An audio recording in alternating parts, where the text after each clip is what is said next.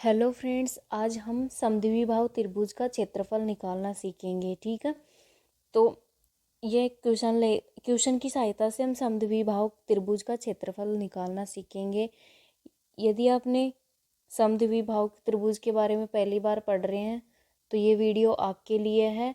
मैं आज आपको समद्विबाहु त्रिभुज का क्षेत्रफल बिल्कुल जीरो लेवल से पढ़ाऊंगी। बस आप वीडियो को ध्यान से देखना, आपको अच्छे से समझ में आ जाएगा। ठीक है, तो पहले हम ये जान लेते हैं कि समद्विबाहु त्रिभुज होता क्या है। पहले देखो कि समद्विबाहु त्रिभुज की परिभाषा क्या होती है। ठीक है, तो ये देखो समद्विबाहु त्रिभुज की परिभाषा: तीन भुजाओं से घिरी हुई बंद आकृति जिसकी दो भुजाएं बराबर लंबाई की हों समद्विबाहु त्रिभुज कहलाता है। ध्यान से पढ़ना, तीन भुजाओं से घिरी हुई बंद आकृति जिसकी दो भुजाएं बराबर लंबाई की हों समद्विबाहु त्रिभुज कहलाता है।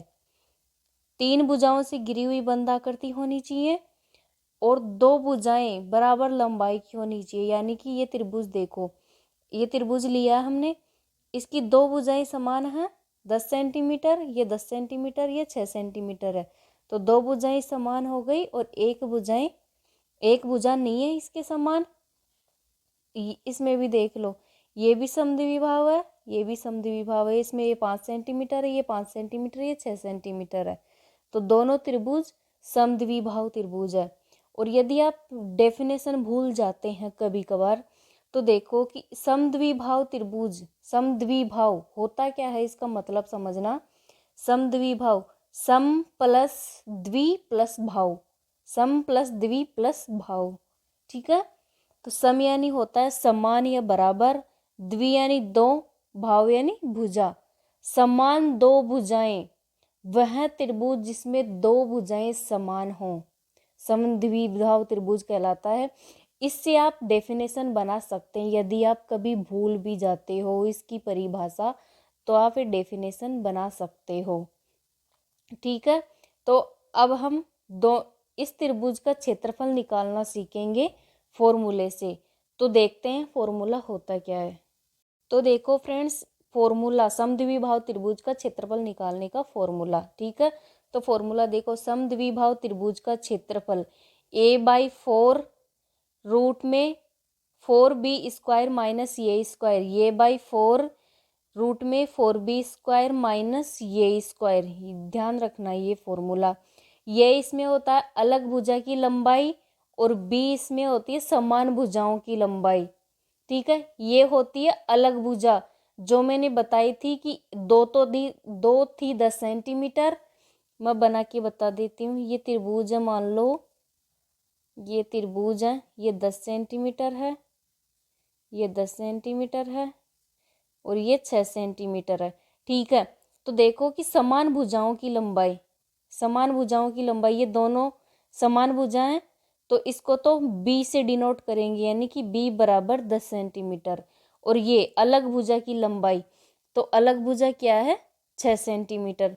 ठीक है, तो ये और b में डिफरेंस पता चल गया। ये है अलग भुजा की लंबाई जो अलग होगी, तीसरी भुजा होगी, और दो समान भुजाएं होंगी तो वो b हो जाएगी। ठीक है, तो हम त्रिभुज का क्षेत्रफल निकालते हैं समद्विबाहु त्रिभुज का। क्वेश्चन लेते हैं एक एग्जाम्पल के तौर पे जो अच्छे से आपको समझ में आ जाए। तो फ्रेंड्स, हम देखते हैं समद्विबाहु त्रिभुज का क्षेत्रफल निकालना। क्वेश्चन लेते हैं, ये क्वेश्चन लिया हमने। ये समद्विबाहु त्रिभुज है, ये 10 सेंटीमीटर, ये 10 सेंटीमीटर, ये 6 सेंटीमीटर, यानी कि दोनों भुजाएं समान हैं और एक असमान है। तो मैंने बताया था कि जो समान भुजाएं हैं उनको b से डिनोट करेंगे, यानी 10 सेंटीमीटर है, और ये सिंगल भुजा 6 सेंटीमीटर हो जाएगी। तो समद्विबाहु त्रिभुज का क्षेत्रफल का फॉर्मूला क्या देखा था हमने, ये बाई 4 रूट में 4b² माइनस ये स्क्वायर। ठीक है, तो एक की वैल्यू कितनी है, 6, 4 एज इट इज, रूट में 4 गुणा b², यानी कि 10 गुणा 10, b की वैल्यू कितनी है 10, माइनस ये स्क्वायर 6 का स्क्वायर। ठीक है, 6/4 रूट में 4 इंटू 100 हो जाएगा, 4 गुणा 100, दोनों को गुणा करेंगे तो 100 माइनस 6 गुणा 6 करेंगे तो 36।